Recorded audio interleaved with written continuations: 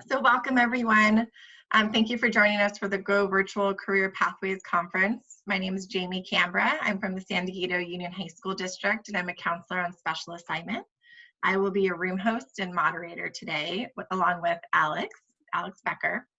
We ask that the attendees keep themselves muted unless asked otherwise during the presentation, but feel free to use the chat to ask questions during the session. I'm really excited to introduce Sarah Burns with the San Diego Workforce Partnership. Thank you, Sarah. Of course, thank you, Jamie, for the intro, and thanks, Alex, for being here to support as well. And thank you all for being here. I'm really excited today to share a bunch of new resources that we've been working on and building over the last several months to support job seekers in San Diego, but also students in exploring their career options and finding the right path. So I'm going to dive right into that, but first I'm going to give you an overview of the San Diego Workforce Partnership in case you aren't familiar with our organization. We are the Workforce Development Board for the city and the county of San Diego. And that means we are federally and state funded to deliver workforce development services. So we operate career centers throughout the county.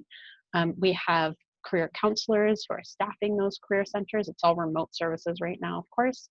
There's training, is funding available for different programs that we serve or that we provide. And we have 16 to 24-year-old programs, and we have adult services. We kind of cover the whole gamut, but just anything that has to do with training our workforce and preparing them to meet the needs of our economy is really what we do. And so what I do a lot of is researching the labor market, and my work has really focused lately on taking that research and turning it into tools and experiences that people can use effectively to plan and learn about our labor market and make informed choices and decisions about their education and their future. So I'm going to share a lot of those resources with you today. We're going to start though with some vocational theory. If you're not familiar with the RIASEC, wow, I'm blanking on an easy word. If you're not familiar with the RIASEC, and you'll get an overview of that. If you are familiar, we're doing some activities that will still be fun for you, and it's always good to have a reinforcement of these things. And then I'm going to take you on a tour of workforce.org/mynextmove, and interspersed with that tour, give you some sample student activities that you might use in conjunction. I will give you the disclaimer that my activities are not yet, most of them, not yet tested on students. This is all really new, and I'm still working on building out all of the things to support you all. So I don't want that to stop you from experiencing and using your own amazing creativity to think of ideas. So it's still important to make sure that I'm able to share this even before all of the accompanying resources are created and ready and tested. So I'll give you some of my fully baked ideas, some of my half-baked ideas, and I'll ask for some of your ideas as well as we build this site and these tools. So I'm going to start with this framing, which is when we're talking about career development, there's really three main questions that I think about. And we're helping people to figure out, number one, who am I? Number two, who could I become? And number three, how could I get there? And that's how I frame the activities and the tools that we use. And some important things for us to always keep in mind, of course, while we're talking about these things are, number one, we have a desire for a straightforward answer to these questions, but there isn't one. Life journeys, career pathways are twisty and windy, and sometimes you go through education and then get into a career and stay there forever, and sometimes you get degrees throughout your life. Sometimes you wait 10 years into your career before getting a certification. There's a million ways to go, and it's sort of our task to find that balance between communicating that complexity to our students, giving them the tools to navigate the complex world that's out there, and also helping to focus them on pieces that they can take immediate action on. So that's what a lot of this is intended to do. We're starting with number one, who am I? And for that, we are talking about the RIASEC framework. And if you are not familiar, you may have heard of this as Holland Codes. You may have heard of it as vocational interests. And the RIASEC acronym comes from these 6 words: realistic, investigative, artistic, social, enterprising, and conventional. And this framework was created by John Holland, who is a psychologist in the 1950s and on. And it's incredibly widely researched and applied in the field of vocational theory. And the theory is that each person and each occupation claims 2 or 3 of these themes. And those themes match with work environments. And the studies that have been done over the years have shown that when a person's work environment fits their interest themes, they're more likely to perform better, have greater success, and earn more money than their peers. So there's been a lot of evidence to show the value of this framework.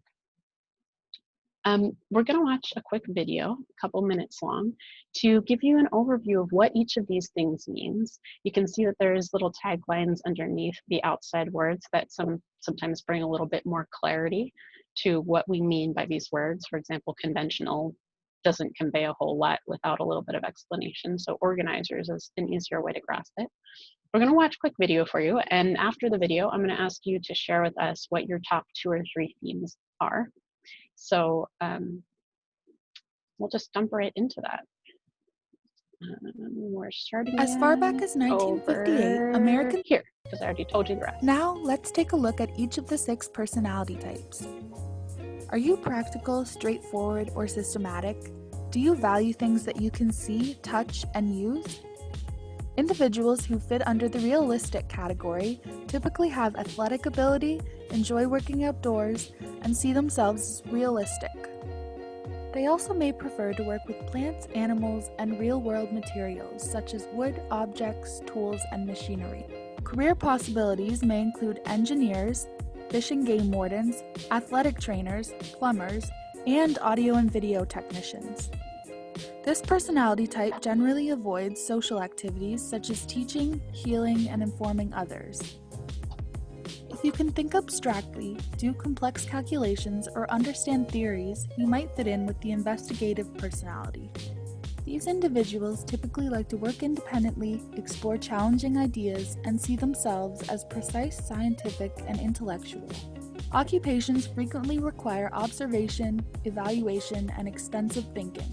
Career possibilities may include archaeologists, biologists, sociologists, and psychologists.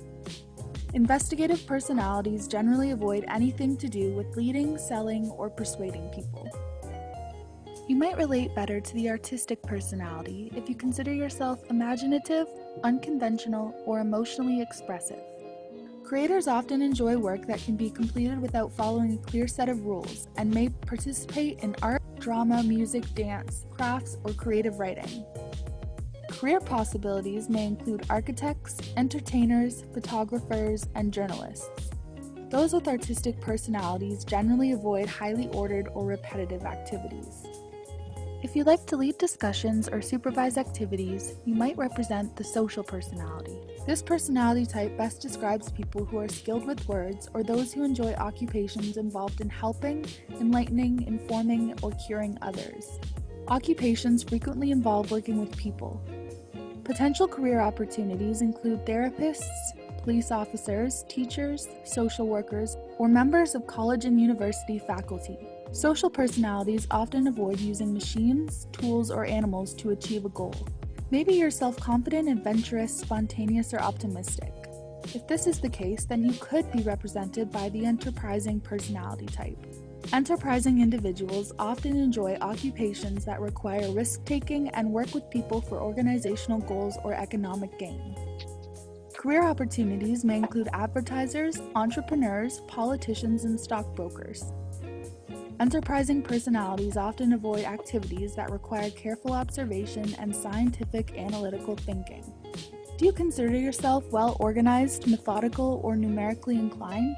Individuals who fit under the conventional category enjoy occupations that involve working with data. They often value success in business and see themselves as orderly. Potential career opportunities may include tax consultants, bookkeepers, travel agents, accountants, and loan officers. Conventional personalities generally avoid ambiguous, unstructured activities. After answering questions in an online interest profiler, you'll be able to determine your own Holland code. All right, we're going to pause there. So Thanks for going on that little journey with me. You should have a decent sense now for the 6 Holland codes. And I want to point out there that last point about after doing an online interest profiler, you can know your codes. Where I really like to start this conversation, and where I encourage you to start this conversation with students, if you have it, is in understanding and doing some activities that we'll look at to get a sense for what those are and to self-claim those themes. Because there are so many tests and quizzes and online things that we can give students, and they get an answer, but what's to say that they're really understanding where that answer came from or why that is? I think it's more powerful that they first claim those themes, and then later, I'm going to show you an assessment that you can take online, and that will help to do some matching, but they know where that's coming from in the end. So now that you've As seen far that, back as we're going to go ahead and launch a quick poll just to get a sense for who's in the room and what your themes are. And there's some distractors in there, so I hope you're paying attention to what the 6 themes are. So go ahead, and it should be multiple choice, so go ahead and pick your top 2 or 3 themes that you personally associate with.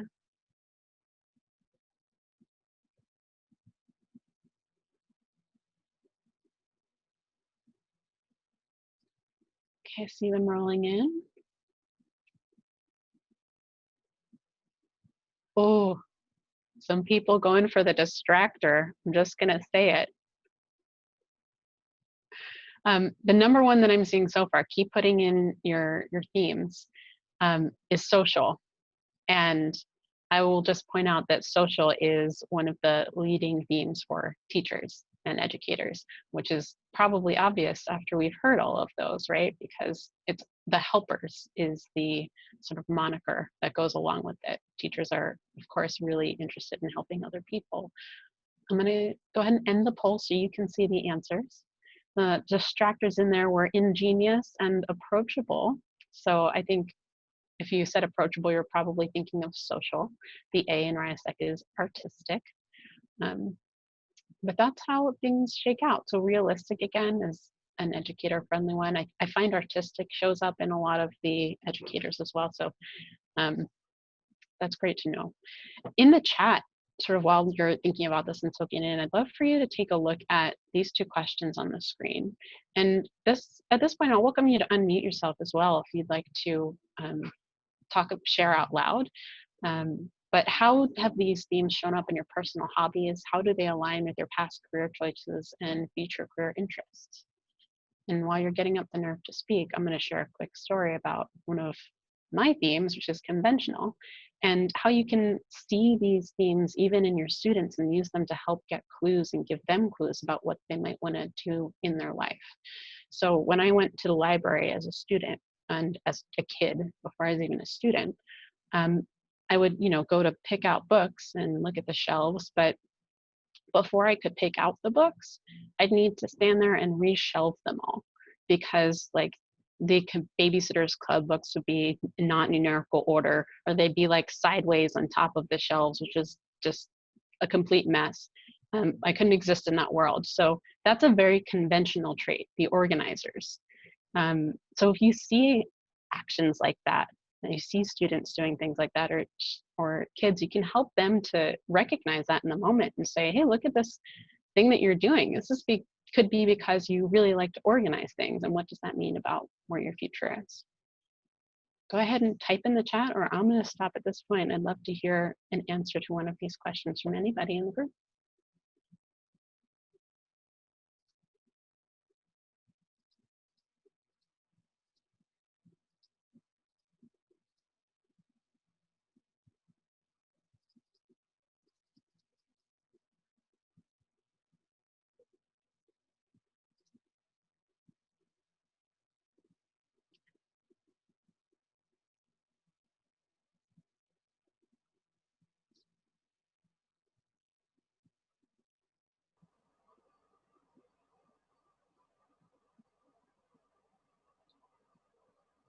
Here's some background sound of someone who may have unmuted. Yeah, I was thinking myself, Maria Gonzalez here. I put artistic. I teach culinary arts, cake decorating, and that kind of thing. So obviously in there is the artistic, and also what was the social, very social. So I've always been in the industry, and I always been the manager there. So I'm very social with the customers, with people, managers, or whoever's in charge. So those are my two that I picked. So I think it does align to what I'm doing.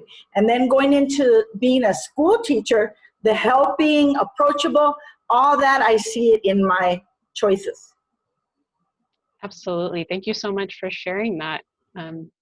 It's definitely reinvigorating, I think, sometimes to see this and say, yeah, what I'm really interested in does align to what I'm doing. And I see a comment in the chat that's an interesting, really interesting and relevant one, which is separating my work self from my personal self. You know, you can be a lot more structured in work, like Christine said, where your personal self might be a little bit different. And that's absolutely relevant as well. All right, well, I'll encourage you to continue to chat in the box, but I'm going to keep moving our presentation. Thank you again, Maria, for sharing. And I just realized, in case you couldn't see the poll results before, they're right there. So here is an example of an activity that you might want to do with students, or an activity like this. So, you know, watching videos is a good step.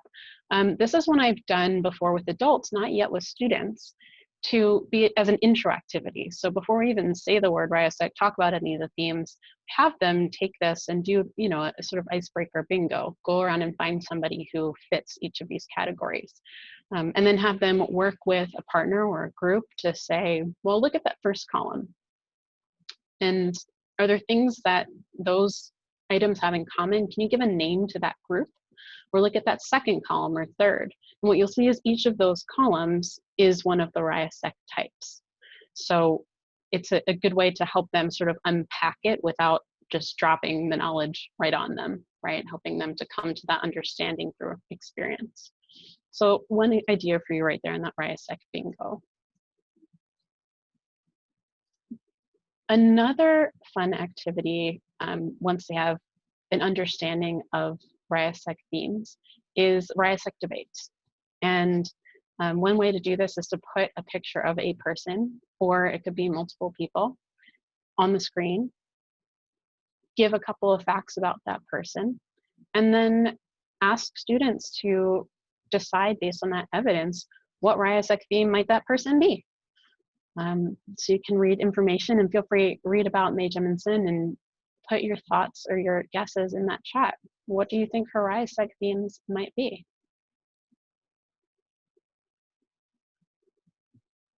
And tell us why as well.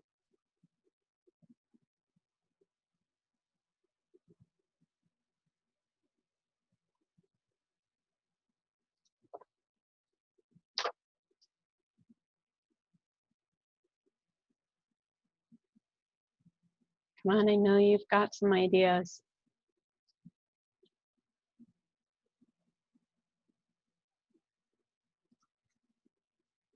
What do you think Mae's RIASEC themes might be?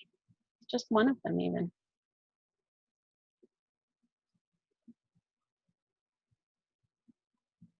Somebody with a medical degree.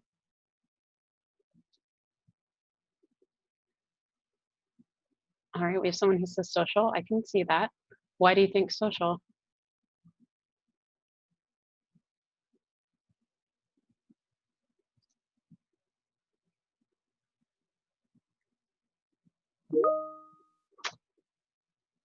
Awesome. Investigative, realistic, conventional. Anybody have evidence for why some of those might be?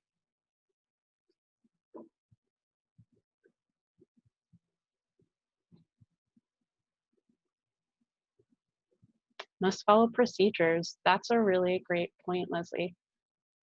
In a lot of these, if you're a person going into space, why am I thinking keeps flipping? If you're going into space, I'm sure there's lots of procedures for what you have to do. And a medical degree, for sure, lots of procedures.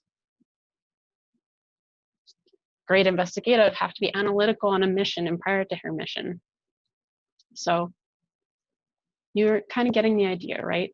There can be different perspectives on what her top themes might be, and that's what we want students to start to debate and think about. And the other part of this activity that I lean into is not having a right answer, because we don't actually know May. She hasn't told us what her themes are. We can guess, and we can use this evidence to show why we think one theme might lead another. And it's those muscles and those skills that we want the students to be building, not necessarily getting the right answer in this. So another way to think about and introduce RIASEC themes. All right, so thank you for going on that journey into who am I. Hopefully that helped you to think about yourself and your students and the way they connect with the world of work, which is where we're going to go next, which is the who could I become and how can I get there. So the main meat of what we're going to talk about is a site that we created called, well, it's workforce.org/mynextmove. It's some pages and resources on our actual website. And the way we are thinking about and creating resources for individuals in the labor market and school to think about their next move is this. There's many different aspects of what make the right next move. There's your interests and preferences in the RIASEC, that who am I, what do you love? There's what can you be paid for? What is happening in the labor market and how can I use labor market information to guide me to make choices? What do you need? Your job necessities, opportunities, the features of a job, the things that make a job a quality job. And then, of course, what employers need. And once we're able to balance those things out, we're able to figure out your next move.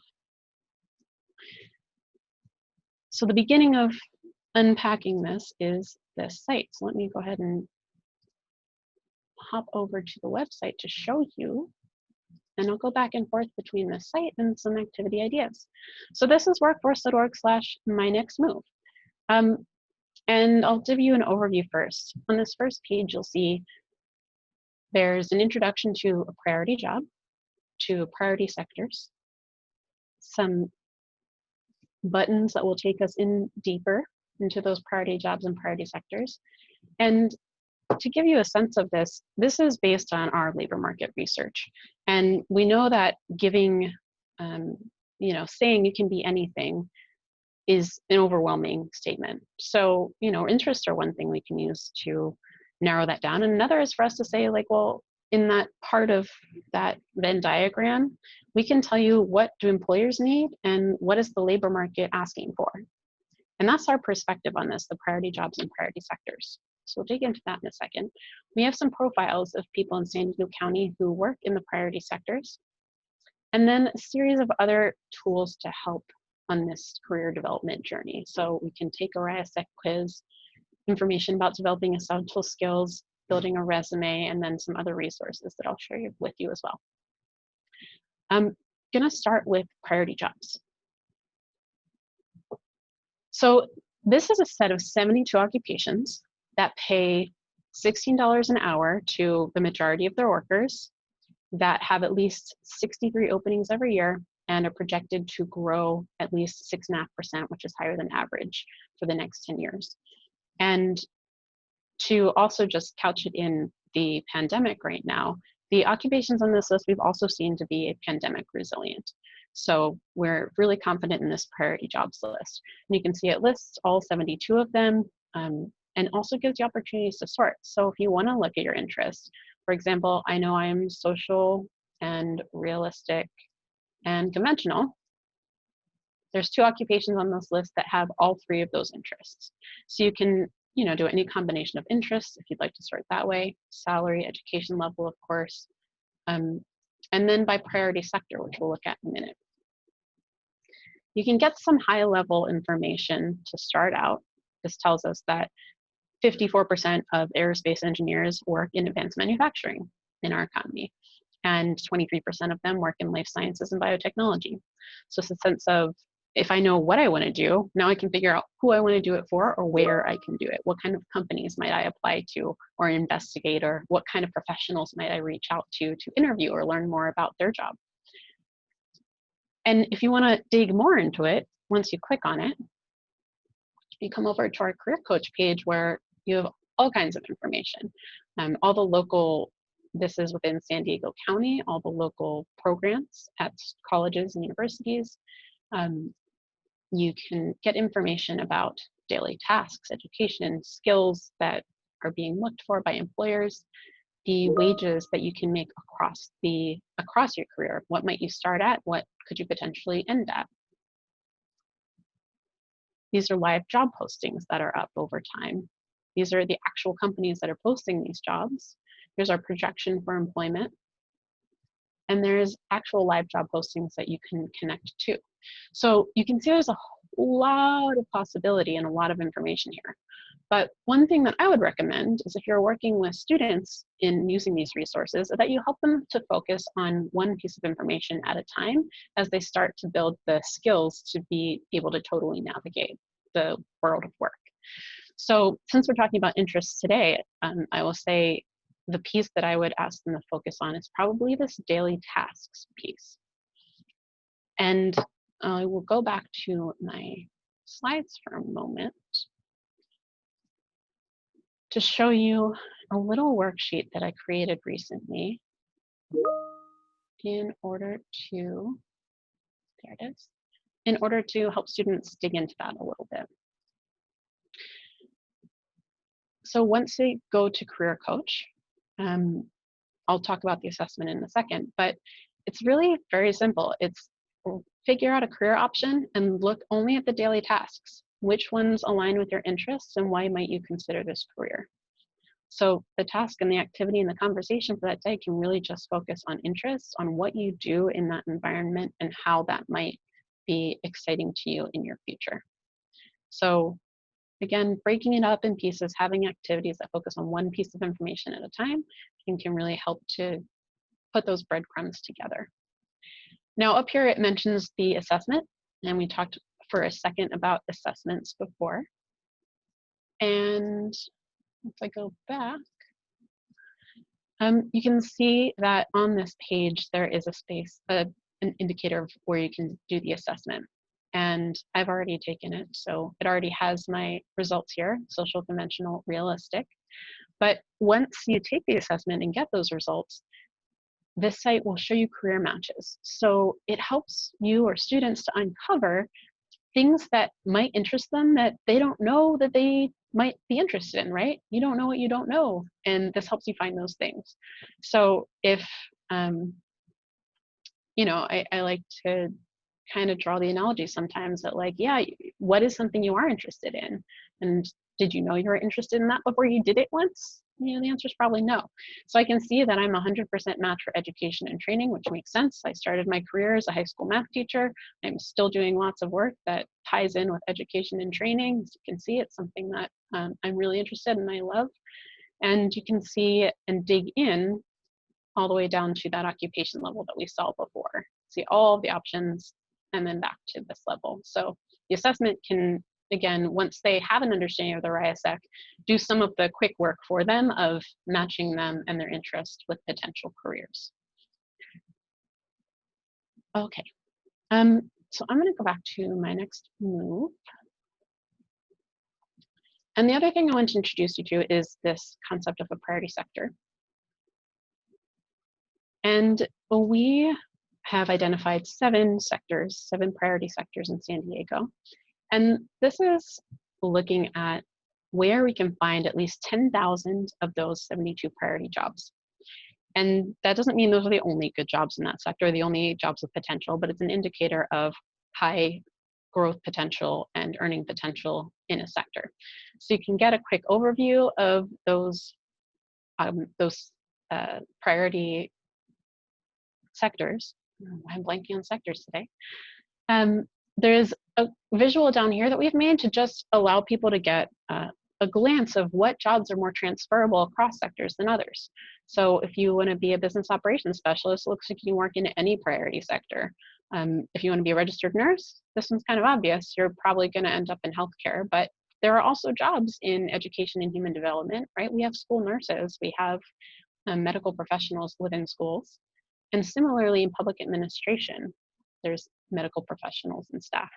So this is a pretty cool tool to just be able to do that quick work, or you can filter it by sector if you want to see all the jobs that exist in a sector. Do a lot of playing around with that. But let's just dig into something like advanced manufacturing. On this page, we have some high-level data on each of these sectors. We've got subsectors, so you can understand what you might do within that sector, what kind of companies exist. And again, this just looks at the largest occupations in each sector and some of the high-level information about it. So what might your RIASEC interests be if you are a software developer? And then what kind of training or experience might you need in order to get into this job? And what is the median salary that you might run into? And again, you can go back over to Career Coach, learn about any of those occupations and work through those. And then we've got a couple of guidelines at the bottom of each page to help you think about actual steps that people could take. And some of those are just going to LinkedIn, and some are looking at specific organizations, looking at a makerspace, for example. Just ideas of how you can get practice and find out if this industry aligns with your interests or what you want to do. Okay, so hopping back over to PowerPoint.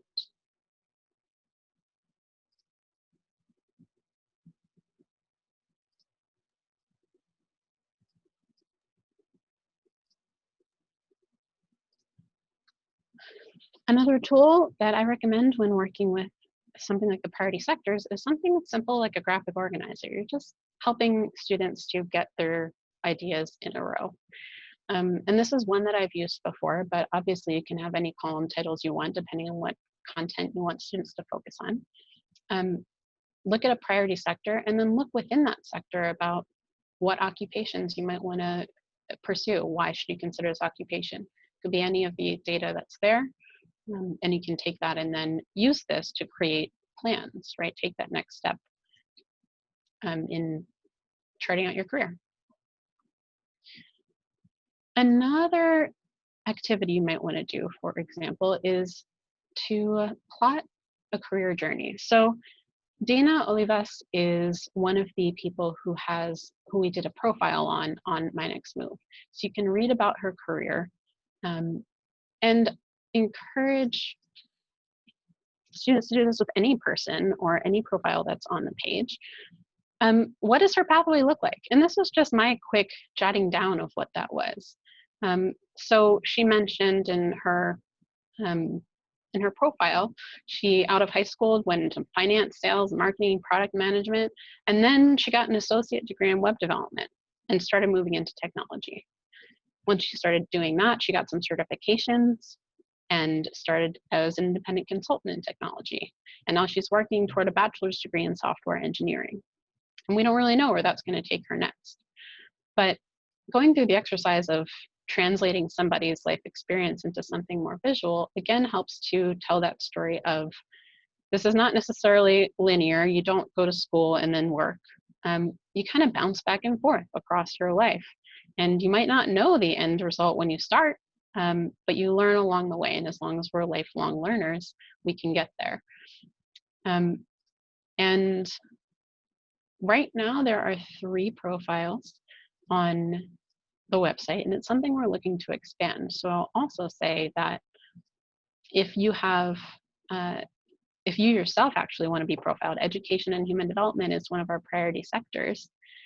You can let us know on this page if you know other people in the priority sector so you think would be really great examples for the students and helping to illustrate different career journeys. We want to keep building this and developing it with local people. So we have, a highlight from each of their interviews, and then you can really go in and see what is their story and what were some of the hiccups that they run into, how did they overcome it, what did their work and education life, and what does their job look like right now. So they're nice little vignettes to understand what life might look like in the priority sectors and maybe in some of the priority occupations.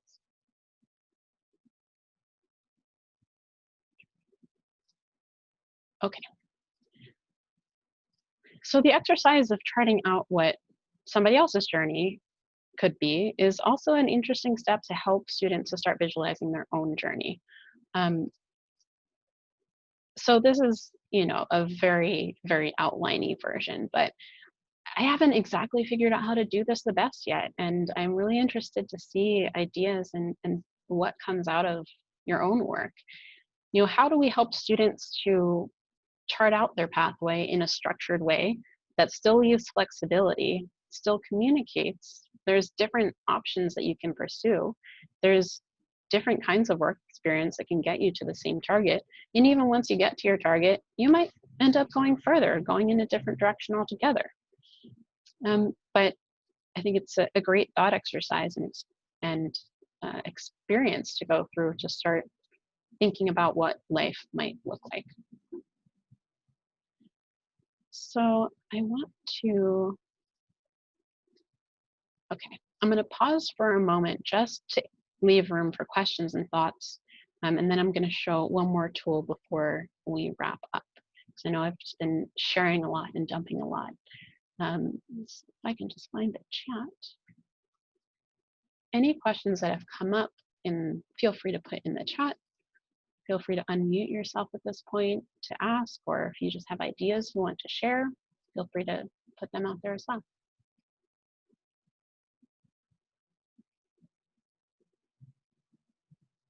Gracious, this must be on a timer of some sort. It just keeps jumping.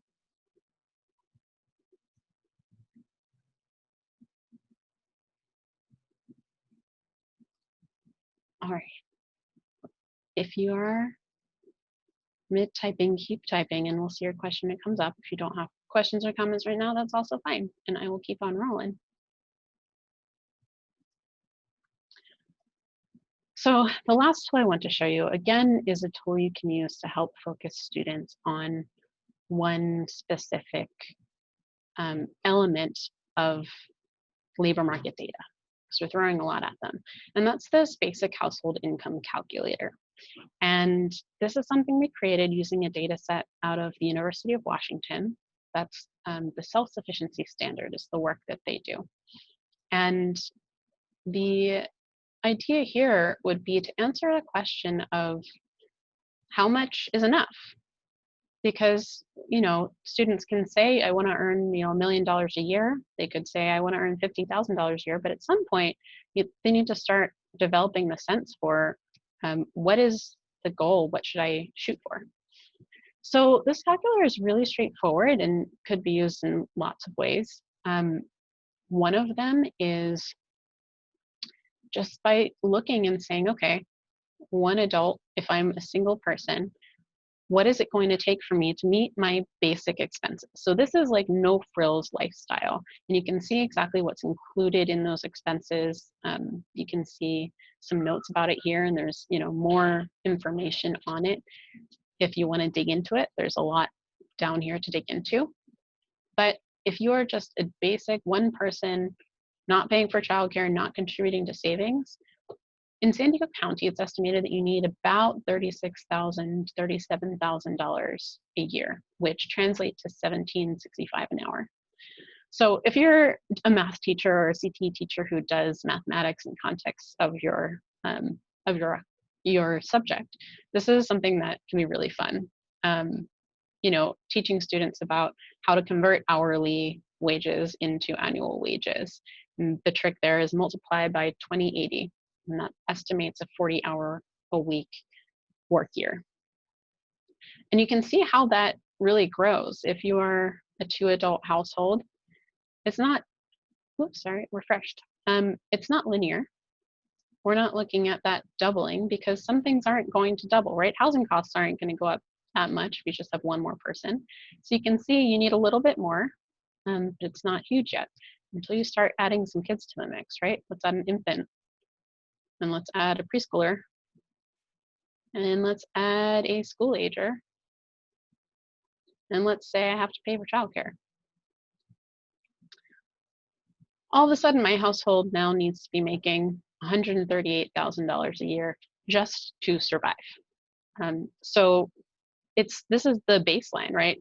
Most people will, if you want to be comfortable, you'll want to to aim for more than this. The other thing to communicate about this, though, is this is not how much an individual person needs to make. This is how much your household needs to make. So if you have 2 adults in a household who are working and your annual household income needs to be 138,000, of course, a question you can ask is how much does each person need to make? And that can balance out either way. You can have one person making 100, one person making 38. Split it right down the middle. But it can help students think through their values and what's important to them. Are they someone who wants to work full time? Is there somebody who wants to have kids? Do they want to stay home with their kids and have a spouse or partner work? This kind of information can help to really think just beyond your career goals, right? But into your personal life goals, your values, and that all influences what we saw on that Venn diagram, of course, as well. What do you need in order to be successful? So you can find this at workforce.org/calculator. Or on my next move, it's down here under other resources. So you can just see a couple of examples there, but it's right there, the basic income calculator.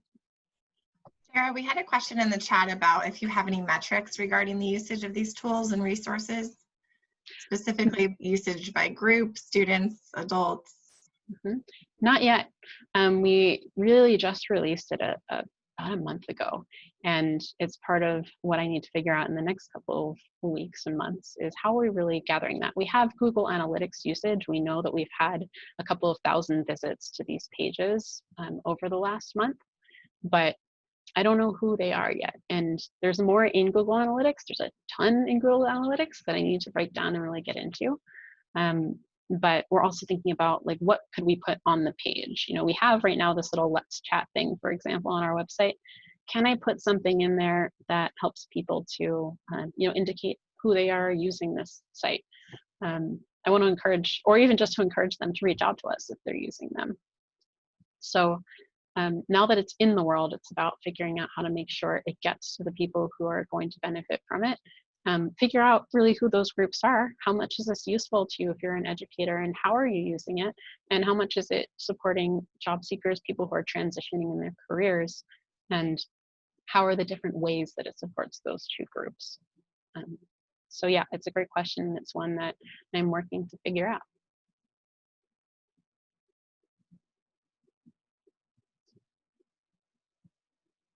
Okay. Sarah, for time, we are in about 42 minutes in, so we have a few minutes for questions. Perfect, because our next slide is, oh, it's not. We have 2 more slides first, but these are quick ones. Just wanted to let you know that there's also static resources. If you go to workforce.org/posters, you can see these. You can print out to hang up in your wall. You can order them from a printer that we just connected with our website, or you can print them in your own print shop at your district if you have them. But you can see there's sample occupations tied to RIASEC themes to help students see where they might have a place in each priority sector. We have 2-pagers with similar information to what's on the website. But again, if you were in person and wanted to do something with static handouts, we have those available also at workforce.org/posters. And the final wrap up, besides question and comments, is what else? Where do we go next? So again, I'd love to hear your ideas. You can feel free to email me or discuss it now or put it in the chat, but we would love to know what else you want to see here. I think it could be cool to have a place for teachers to share my next move lesson plans and activities, a place where I can post some of the activities that I'm coming up with and using with students and teachers. What are some strategies for making this a regular part of instruction? So those are my questions to you. If you have answers to any of those, feel free to share them now. But if you have questions yourself, feel free to ask them.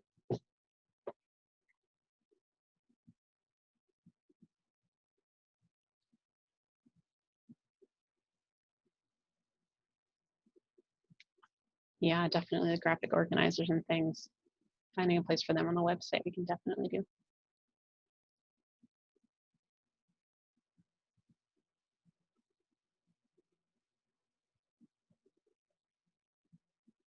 And also just put this up so you have my email address. College and Career Centers. Christina, can you tell me a little bit more about that?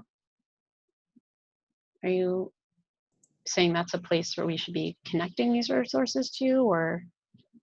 Hi, yeah. Yeah, I think there are some campuses at the high school level. I could see this being used at a community college level too, at various levels. But I think they might have some great time and opportunity to use this with students that they work with, and might be able to use this actually as a way to get students in the doors of those centers as well. Oh yeah, absolutely.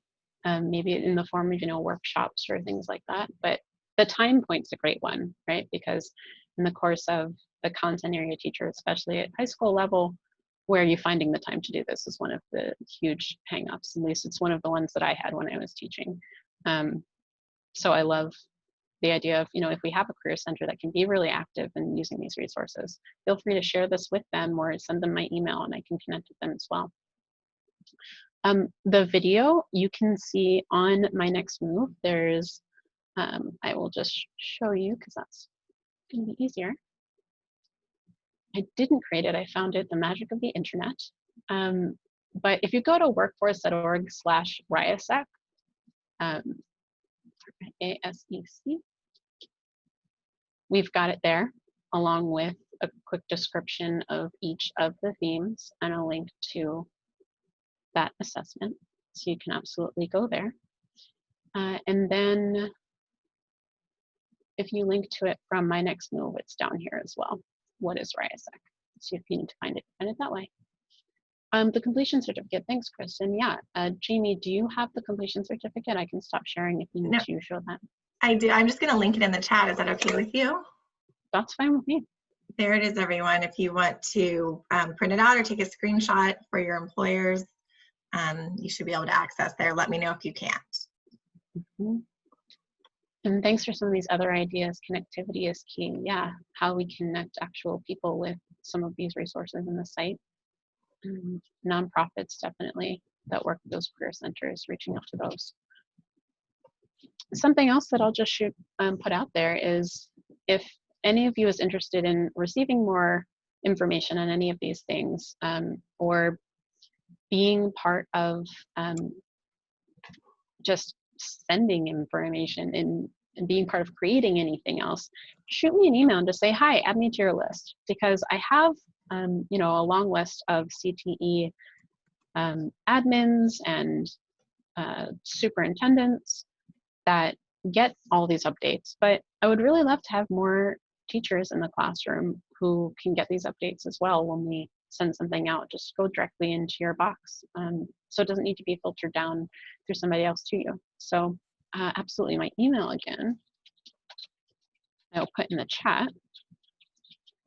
It's just Sarah Burns at workforce.org. And even reach out if you just want to chat about some of these resources or partnering with your school to see how we can implement them together or integrate them into your curriculum or any of the work you do with your career centers.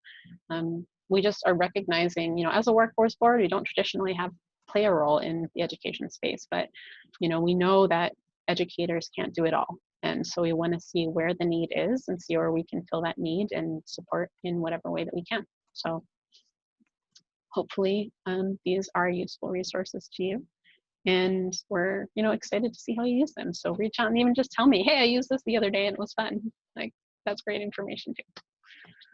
So with that, I think we're just about done. Thank you so much, Sarah. For all of you who are still on the call, you will receive a daily evaluation of the presentation. So your feedback is, of course, very important to the planners of this conference. Sarah, you were wonderful. Thank you so much for sharing this information. Absolutely, no problem at all. And it was really great meeting you all and having you participate. Thank you for your participation as well. Have a great rest of your day. Have a good afternoon, everyone.